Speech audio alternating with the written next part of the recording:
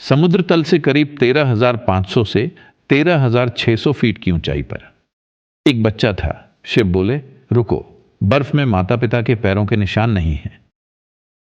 यह बच्चा यहां कैसे टपक पड़ा? जब वो वापस आए तो बच्चे ने अंदर से कुंडी लगा ली थी। तो शिव बोले, मैं अपनी ऊर्जा को यहां इस तरह स्थापित करूंगा कि तुम्हें मेरी कमी महसूस नहीं होगी। शिव और पार्वती बद्रीनाथ में रह रहे थे। वो वहां इसलिए बस गए क्योंकि वहां एक गर्म पानी का झरना है। तो वो वहां एक छोटे से घर में रह रहे थे। समुद्र तल से करीब 13,500 से 13,600 फीट की ऊंचाई पर। फिर एक दिन वो गर्म पानी के झरने में नहाने के लिए गए।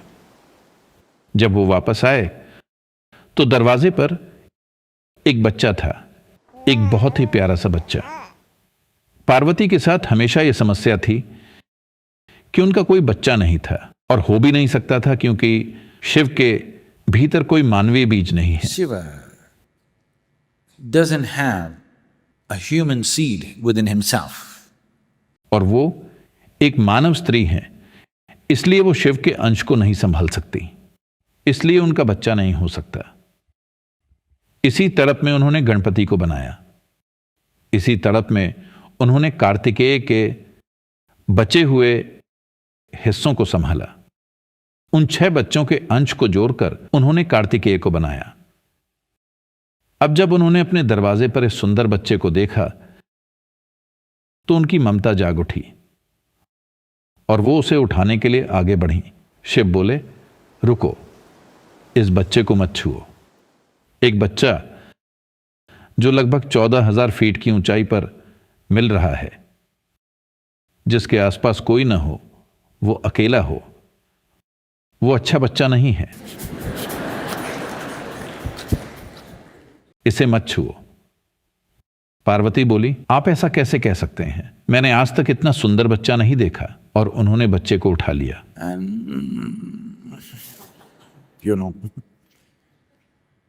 शिव ने कहा, देखो, यह बच्चा ठीक नहीं है।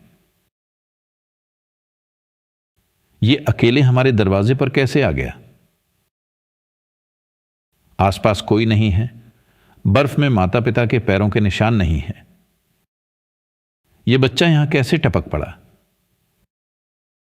इसे दूर फेंक दो, यह बच्चा छूने लायक नहीं है। वो ममता में बिल्कुल डूबी हुई थी और उन्होंने कहा, ऐसा कुछ नहीं होगा, और वो बच्चे को अंदर ले गई। फिर 24 घंटे तक खूब लाड़ प्यार हुआ।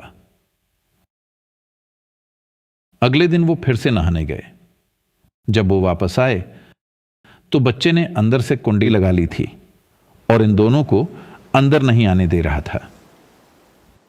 पार्वती बोली, ये कैसे हो सकता है? बच्चा कुंडी कैसे लगा सकता है? शिव बोले, अगर बच्चा 14,000 फीट पर पहुंच सकता है तो वो कमबख्त कुछ भी कर सकता है।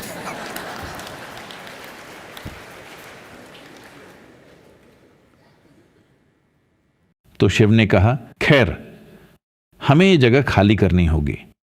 उसने खुद को अंदर बंद कर लिया है, चलो आगे चलते हैं। पार्वती बोली, लेकिन ये हमारा घर है। शिव बोले, यही होता है। आज शायद ये हमारा घर हो, पर अगर हम गलत लोगों को अंदर आने देंगे तो ये हमारा नहीं रहेगा। और वो 12,700 फीट की ऊंचाई पर कांति सरोवर चले गए। तो उन्हें अपना घर छोड़ना पड़ा क्योंकि उस बच्चे ने खुद को अंदर बंद कर लिया था और वो बच्चा विष्णु थे। उन्होंने सोचा, एक वैरागी योगी को क्या फर्क पड़ता है, यहां या वहां?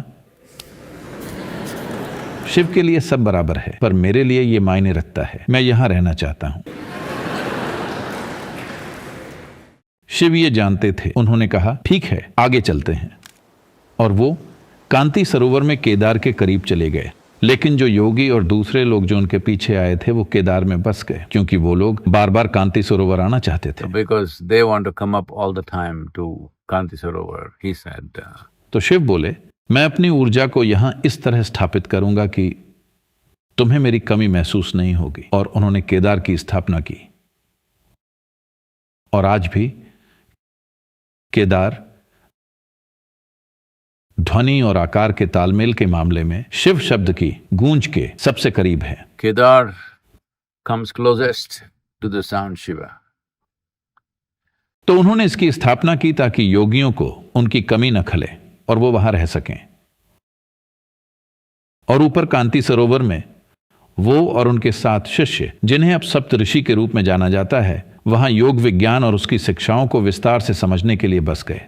Pursuit of exposition of yoga. साथ ही वहां और भी बहुत सारा ड्रामा हुआ। तो कांति सरोवर वो जगह है जहां दुनिया का पहला योग प्रोग्राम हुआ था। ये कोई छोटा सा वीकेंड प्रोग्राम जैसा नहीं था, बल्कि बहुत ही लंबा योग प्रोग्राम था जहां उन्होंने पूरे ब्रह्मांड और मानव अस्तित्व के बीच के संबंध को समझाया। Between the entirety of cosmos and human existence. कि कैसे इसका विस्तार हो सकता है, इसे करने के अलग अलग तरीके क्या हैं, और कैसे एक व्यक्ति अपने अनुभव में असीमित हो सकता है। तो ये पूरी पद्धति जिसके जरिए कोई व्यक्ति अपने अस्तित्व की विशालता का अनुभव कर सके, उसे योग कहा जाता है। हालांकि आज ये काफी बदल गया है और बिगड़ भी गया है। तो ब्रह्मांडीय आयामों को खोजने और उनके साथ तालमेल बिठाने की जगह अब ये शरीर को मरोड़ने और बचे हुए नूडल जैसा दिखने तक सीमित हो गया है। योग बहुत सी चीजों से गुजरा है, लेकिन आप इसे खत्म नहीं कर सकते, क्योंकि ये एक जीता जागता सच है। किसी भी पल, मान लीजिए कि कल हर कोई योग करना छोड़ दे, पर 1000 साल बाद भी अगर कोई इसे फिर से खोजे तो ये वहीं मिलेगा, क्योंकि ये कोई ग्रंथ नहीं है जो नष्ट हो सके। ये केवल इंसानी यादों में नहीं है जिसे मिटाया जा सके।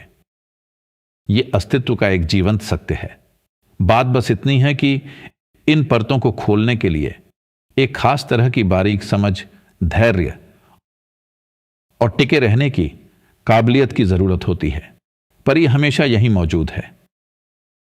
तो इसके पूरी तरह खो जाने का कोई डर नहीं है, बस पीढ़ियां इससे चूक सकती हैं। तो इस पीढ़ी की एक बहुत बड़ी जिम्मेदारी है जहां पहली बार हमारे पास ऐसे साधन हैं जिनसे हम पूरी दुनिया की आबादी तक पहुंच सकते हैं। साथ ही रूपांतरण के ये साधन मानव इतिहास में शायद अब तक के सबसे ज्यादा ध्यान भटकाने वाली चीज भी बन गए हैं। इसलिए इनका सही प्रयोग करना और यह तय करना कि ये एक संभावना बने न कि रुकावट, ये हमें ऊपर उठाने की प्रक्रिया बने न कि उलझन पैदा करने का एक जरिया, यही इस पीढ़ी के तौर पर हमारी जिम्मेदारी है।